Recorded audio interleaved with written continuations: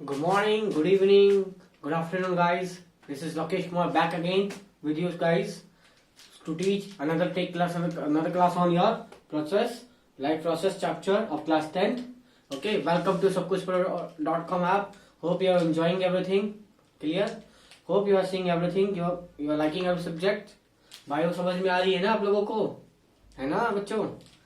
किसी को कोई भी डाउट हो please free to call me and question me up. Okay, I will try to answer your questions. Okay, so last अब तक हमने जो प्रोसेस चैप्टर पढ़ा लाइफ प्रोसेसेस, अब तक हमने आपको पढ़ाया क्या है? हमने आपको बायोलॉजी का लाइफ प्रोसेस में स्टार्ट किया था. हमने डाइजेशन खत्म कर लिया. ठीक है, एक प्रोसेस ऑफ न्यूट्रिशन वो हमने खत्म कर लिया है. अब आज नया प्रोसेस पढ़ेंगे which is known as respiration. Today we will start respiration. Today we are gonna start respiration. Okay, respiration क्या है, कैसे होती है, किन किन ऑर्गन्स होती है, किस तरीके से होती है, ये सब हमने पढ़ना है. ठीक है बेटा.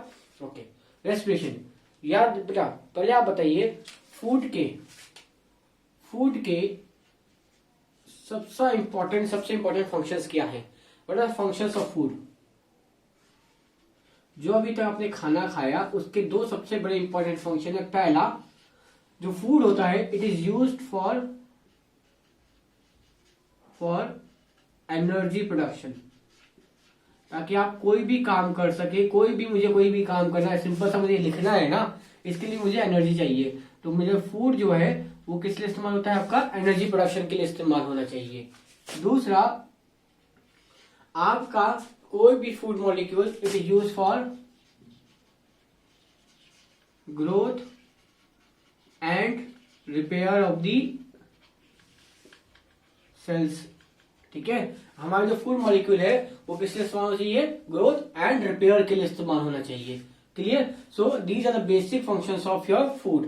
अब हमें जो कंसंट्रेट करना है वो इस पे कंसंट्रेट करना है मेनली, कि एनर्जी प्रोडक्शन, क्या फूड कैसे एनर्जी के लिए इस्तेमाल होता है.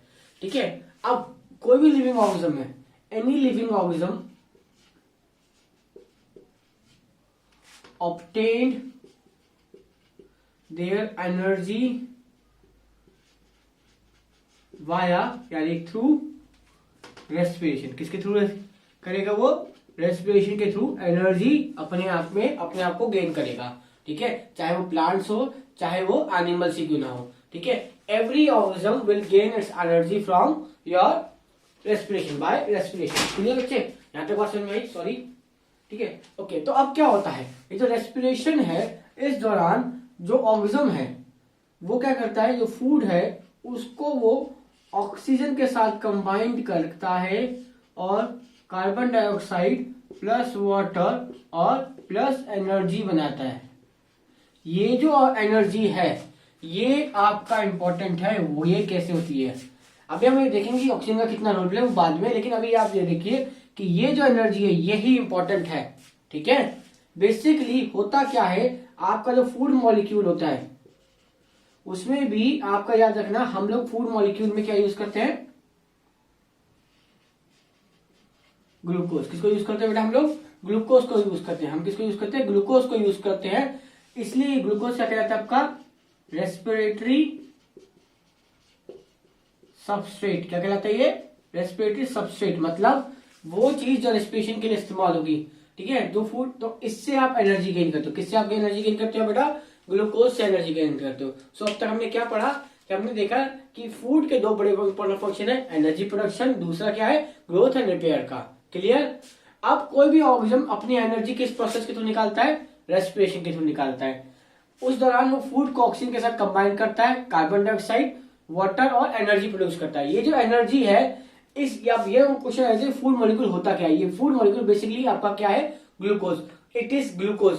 हर चीज को कन्वर्ट किया जाएगा, किस ग्लूकोज में कन्वर्ट किया जाएगा. सिंस ये आपकी रेस्पिरेशन में जा रहा है तो ये क्या कहता है बेटा? आपका respiratory substrate. This is known as your respiratory substrate.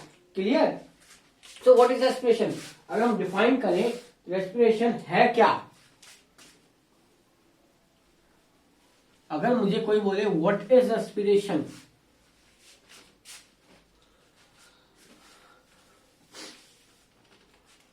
Respiration क्या है?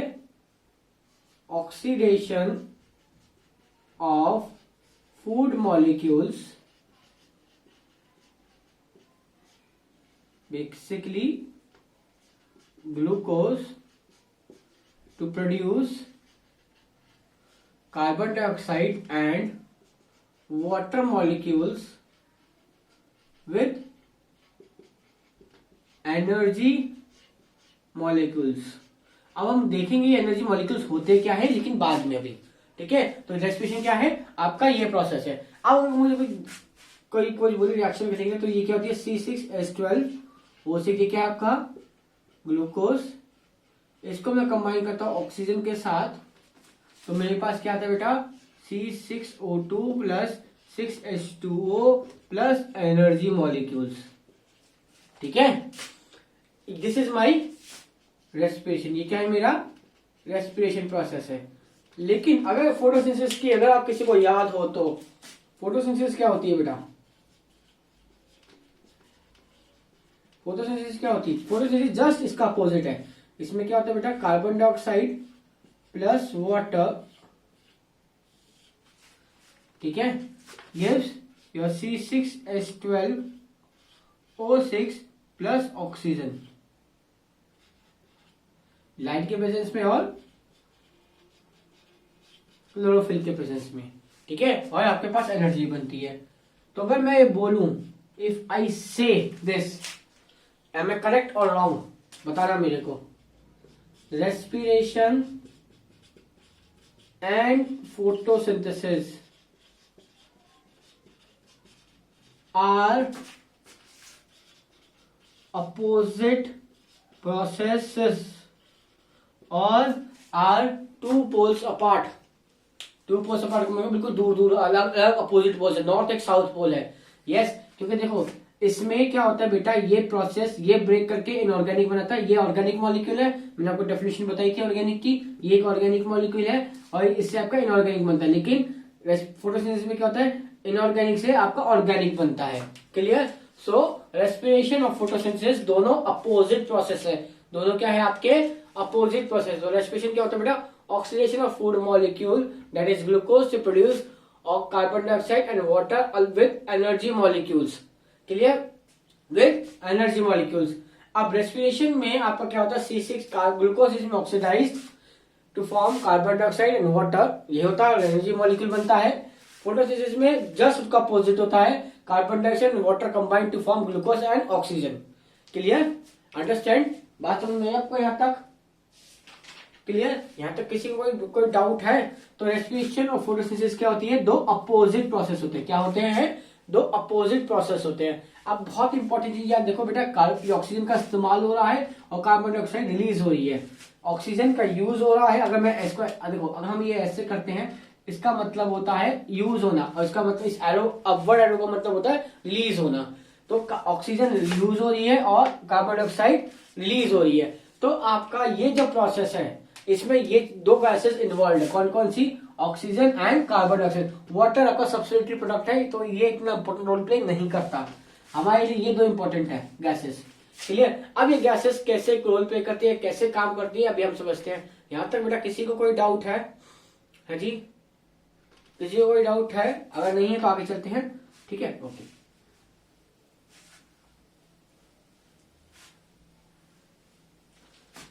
अब ये जो हमारे रेस्पिरेशन है बेटा, ये आपके दो लेवल की होती है। It is of two kind, इसमें दो लेवल्स होते हैं या दो स्टेप्स होते हैं। पहला जो स्टेप होता है आपका रेस्पिरेशन में, वो होता है आपका ब्रीदिंग। वो क्या होता है आपका ब्रीदिंग। दूसरा जो होता है वो होता है आपका ऑक्सीडेशन ऑफ फूड। ब्रीदिंग में बेटा कुछ नहीं होता, आपका बेसिकली क्या होता है, exchange of gases, carbon dioxide and oxygen atmosphere, cell and के बीच में। ठीक है, और ये होता है आपका ब्रीदिंग। ठीक है, ऑक्सीजन ऑफ फूड को लिए हम एक टर्म का इस्तेमाल करते हैं which is known as cellular respiration. क्या होता है ये सेल्यूलर रेस्पिरेशन, ये सेल लेवल पे होता है। इसमें बेटा क्या होता है, बेसिकली आपका जो oxygen is being used to oxidize glucose and release carbon dioxide from cell to produce energy molecules. ठीक है, ओके। ये बहुत सिंपल प्रोसेस है, थोड़ा कॉम्प्लिकेटेड प्रोसेस है। ये अलग अलग तरीके से हो सकता है, इट कैन बी डिफरेंट, पर ये जो है आपका हर ऑर्गेनिज्म में लगभग सेम तरीके से होता है, इसमें कोई भी एक्सेप्शंस नहीं है।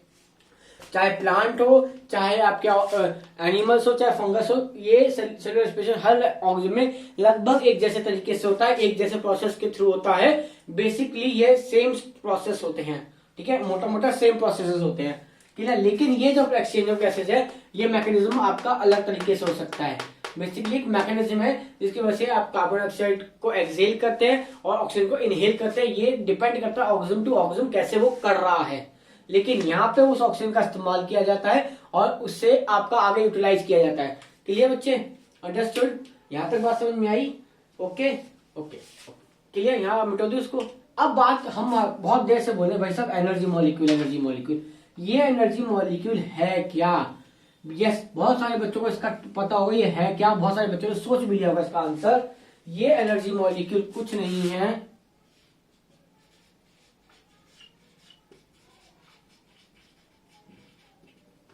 ये एनर्जी मॉलिक्यूल है आपका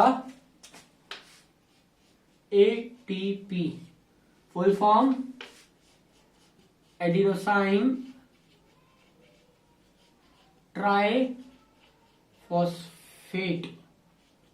एडिनोसाइन ट्राइफॉस्फेट, एडिनोसाइन एक नाइट्रोजन बेस है, ठीक है। ट्राइफॉस्फेट मतलब 3 फॉस्फेट ग्रुप्स है। 3 क्या है? फॉस्फेट ग्रुप्स हैं। 3 क्या है आपके पास? फॉस्फेट ग्रुप है बेटा। कुछ इस तरीके का ये स्ट्रक्चर होता है। अगर हम देखें तो ये तो एडिनोसाइन तो एडेनिन होता है, 1 2 3, ठीक है बेटा। तो this is first phosphate, this is first phosphate, this is second phosphate, this is third phosphate, ठीक है। अब इसमें बेटा बेसिकली होता क्या है, ग्लूकोज को जो ऑक्सीडाइज करके इस मॉलिक्यूल में कन्वर्ट कर दिया जाता है। This is your ATP molecule.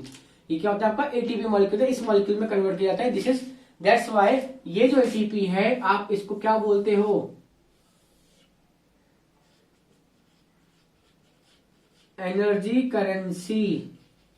क्या बोलते हैं? Energy currency. इसके आधार पे यूज होता है बेटा। आप इसको ऐसे समझो। चलो अभी समझाता हूं आपको। ये आपकी एनर्जी करेंसी है। एक एग्जांपल दूंगा तो आपको बहुत अच्छे से क्लियर होगा।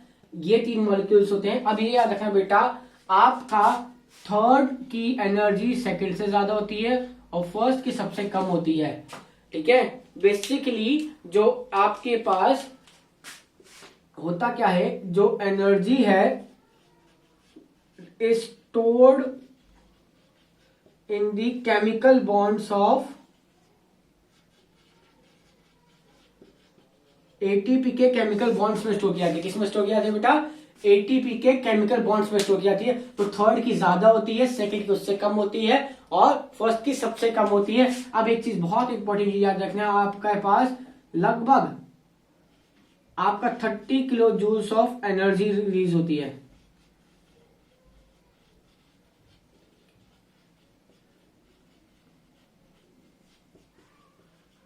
ठीक है, लगभग आपको बेटा 9th में अपने कॉन्सेप्ट पता था, bond breakers and brain formation. Bond break करने पे आपकी एनर्जी रिलीज होती है हमेशा। तो लगभग 30 kilo joules of energy release होती है जब आपके पास थर्ड बॉन्ड ब्रेक होता है। क्या होता है आपका पास? जब थर्ड फॉस्फेट का बॉन्ड ब्रेक होता है तो आपके पास 30 kilo joules of energy release होती है। ये वैल्यू बस आपको सिग्निफिकेंटली याद रखने के लिए है। तो अब ये याद रखना बेटा, आपके पास जब मेरे पास एनर्जी ये एटीपी ब्रेक करता है तो ये फॉर्म करता है एडीपी प्लस पीआई प्लस आपको एक एनर्जी दे देता है जिसकी करंट वैल्यू क्या है? 30 किलो जूल्स ऑफ, ठीक है। ये एडीपी कुछ नहीं है बेटा, ये है आपका एडेनोसाइन। देखो एक बॉन्ड टूट गया तो 2 बॉन्ड बचे ना, तो ये बन जाएगा आपका एडेनोसाइन। ये मेरा बॉन्ड टूट गया तो आपके पास 2 बॉन्ड बचे, एडेनोसाइन डाई फॉस्फेट, क्या है ये, एडेनोसाइन डाइफॉस्फेट, और ये क्या है मेरी इनऑर्गेनिक फॉस्फोरस, क्या है ये मेरी इनऑर्गेनिक फॉस्फोरस। अब बहुत इंपॉर्टेंट चीज याद रखना बेटा, आपका ये प्रोसेस रिवर्सेबल भी है। अगर मुझे एनर्जी चाहिए तो मैं एटीपी को ब्रेक कर दूंगा तो ये हो जाएगा, लेकिन अगर मुझे एनर्जी मॉलिक्यूल बनाया तो मैं एडीपी से वापस एटीपी बना सकता हूं। जब मैं एडीपी में पीआई जोड़ देता हूं तो ये प्रोसेस मेरा क्या बन जाता है, रिवर्सेबल है, ये मेरा रिवर्सेबल है। So this process my reversible process also. Clear बच्चे, यहां तक बात समझ में आई आप लोगों को? Hope you guys have understood. So क्या हो रहा है यहाँ पे आपके पास, ये एक प्रोसेस आपका क्या है, रिवर्सेबल प्रोसेस भी है, जिसमें आपका एडीपी से एटीपी बन जाता है, एटीपी ब्रेक करता है तो एडीपी, और पीआई बनाता है adenosine diphosphate and inorganic phosphorus. उस वक्त एनर्जी रिलीज होती है, जो एनर्जी की वैल्यू क्या है आपका 30 किलो जूल्स, क्या है आपका 30 kilo joules. This is your energy molecule. अब आप सोचते हो, अब आप एक क्वेश्चन का आंसर करिए, ये दिमाग लगाइए कि आपका ग्लूकोज से सीधा एनर्जी क्यों नहीं ली गई। ग्लूकोज में से अगर आप डायरेक्टली बर्न एनर्जी लेना चाहो तो ज्यादा अमाउंट में एनर्जी निकलती है, तो लेकिन आपने एटीपी क्यों बनाया, व्हाई यू फॉर्म एटीपी, आपको एटीपी बनाने की जरूरत क्यों पड़ गई? उसका एक रीजन है, अगर आप सोच सकते तो सोचिए। ये तब तक मिटा देता हूं इसको, ठीक है। Why we need to form ATP.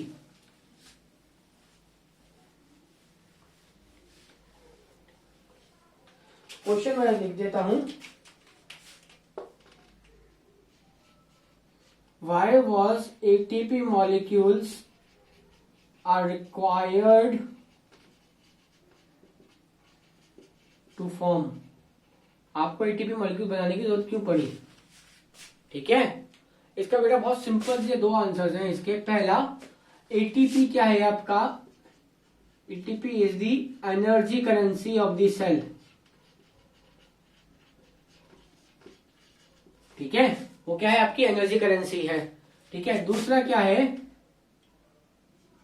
Glucose will give only instantaneous energy,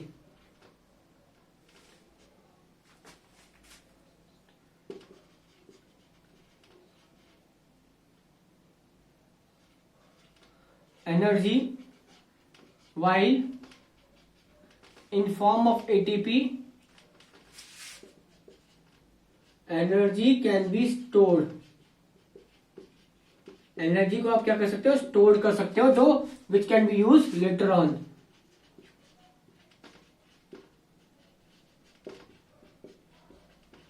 एक एग्जांपल लेकर समझाता हूं आपको। अगर मैं एक $100 का नोट देता हूं, $100 के उस नोट की वैल्यू इंडियन रुपीज से ज्यादा है, डॉलर की वैल्यू ऑब्वियसली बात है इंडियन रुपीज से ज्यादा है। उस $100 के नोट को अगर आप किसी सब्जी वाले के पास लेके जाओ, क्या वो आपको सब्जी देगा उसकी, जबकि उसकी वैल्यू ज्यादा है? देगा बेटा? नहीं देगा। उसका एक रीजन क्यों है, क्योंकि जो $100 का नोट है वो इंडियन करेंसी के हिसाब से नहीं है, वो इंडिया में नहीं चलेगा। बात समझ में आई? क्लियर? तो आपको उस ग्लूकोज से जो एनर्जी मिली है, यानी कि उस $100 से जो आपको पहले से कन्वर्ट करना पड़ेगा इंडियन करेंसी में, इंडियन रुपीज में कन्वर्ट करना पड़ेगा, फिर आप उसका इस्तेमाल करोगे। समझे मेरी बात? फिर आप उसका इस्तेमाल करोगे। तो यही होता है, ग्लूकोज को आप किस में कन्वर्ट करते हो, एटीपी में कन्वर्ट करते हो, फिर उसको एज ए स्टोर्ड एनर्जी की तरह यूज करते हो। जब जब जब जब जरूरत है तब तक उसको इस्तेमाल करोगे। क्लियर? यहां तक किसी को कोई भी डाउट हो तो बच्चे एक बार पूछ लीजिएगा, ठीक है। आपको बात क्लियर हो गई यहां तक? Okay. So ATP is your stored form of energy. क्या है आपकी? स्टोर्ड फॉर्म ऑफ एनर्जी है। एटीपी से आपको जो है हम लोग एनर्जी ले सकते हैं, और जितनी चाहे एनर्जी ले सकते हैं, जब चाहे ले सकते हैं, जब भी हमें जरूरत हो उसकी। क्लियर? यहाँ तक बेटा किसी को कोई डाउट हो तो एक बार बता दीजिएगा मेरे को। पक्का? आगे चले? Okay okay. सो अब आपके पास बेसिकली होता क्या है, बेसिकली आपके पास there are steps, there are certain steps. हम बात कर रहे हैं बेटा सेल्यूलर रेस्पिरेशन की बात, हम लोग सेल्यूलर रेस्पिरेशन की बात कर रहे हैं, हम लोग ब्रीदिंग की बात नहीं कर रहे। सेल्यूलर रेस्पिरेशन में कुछ बड़े स्टेप्स इन्वॉल्व हैं, सबसे पहले आपके पास glucose is formed which is a 6 carbon molecule. ठीक है बेटा, ग्लूकोज क्या है? 6 कार्बन मॉलिक्यूल। सबसे पहले तो जरूरत इसकी है कि आप पहले ग्लूकोज बना लो रेस्पिरेशन स्टार्ट करने से पहले। दूसरा क्या होता है आपके पास, ग्लूकोज जो है is converted to 3 carbon pyruvic acid. ठीक है, ग्लूकोज को 3 कार्बन का पायरुविक एसिड में कन्वर्ट करना। ये आपका 11th का डिस्कशन है, 11th में आप बायो लेंगे तो आपको पढ़ा समझ में आएगा। लेकिन ये देखिए ये क्या होता है, glucose is converted to 3 carbon pyruvic acid molecule in cytoplasm by through a process of glycolysis. किस प्रोसेस के थ्रू बेटा? ग्लाइकोलिसिस के प्रोसेस के थ्रू आपका ग्लूकोज जो है ग्लाइकोलिसिस के प्रोसेस के थ्रू ग्लूकोज को हम लोग कन्वर्ट कर देते हैं किसमें? पायरुविक एसिड में। क्लियर? अब ये जो ग्लूकोज, ये जो पायरुविक एसिड है,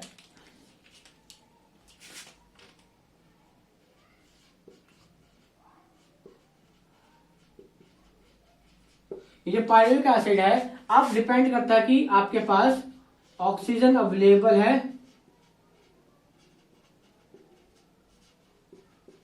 तो आपके पास कार्बन डाइऑक्साइड एंड वाटर बनेगा। अगर आपके पास ऑक्सीजन एब्सेंट है तो आपका डिपेंड करता है या तो इथेनॉल बनेगा या लैक्टिक एसिड बनेगा, डिपेंड अपॉन दी ऑक्सीजन। ठीक है, क्या बनेगा? या तो इथेनॉल बनेगा या लैक्टिक एसिड बनेगा। क्लियर? तीसरा स्टेप ये हो गया बेटा। चौथा स्टेप क्या होता है, एनर्जी मॉलिक्यूल्स फॉर्म करते हैं इन दी माइटोकॉन्ड्रिया एंड साइटोप्लाज्म। माइटोकॉन्ड्रिया और साइटोप्लाज्म में आपके पास साइमल्टेनियसली एनर्जी मॉलिक्यूल यानी कि एटीपी बनता है। क्लियर? आगे बात समझ में? So these steps are involved in your cellular respiration. अगली क्लास में हम लोग करेंगे बेटा एरोबिक रेस्पिरेशन, एनारोबिक रेस्पिरेशन क्या होती है, और प्लांट रेस्पिरेशन। समझ में आई आप लोगों को बात? क्लियर? यहां तक बेटा किसी को कोई भी डाउट हो तो मुझे प्लीज मैसेज कर दीजिएगा, क्वेश्चन टाइप करिएगा, मैं आपका आंसर करूंगा। Okay, do please subscribe the channel sabkuchpro.com and download the app. Biology is free for you guys. Enjoy, have a good time, take care.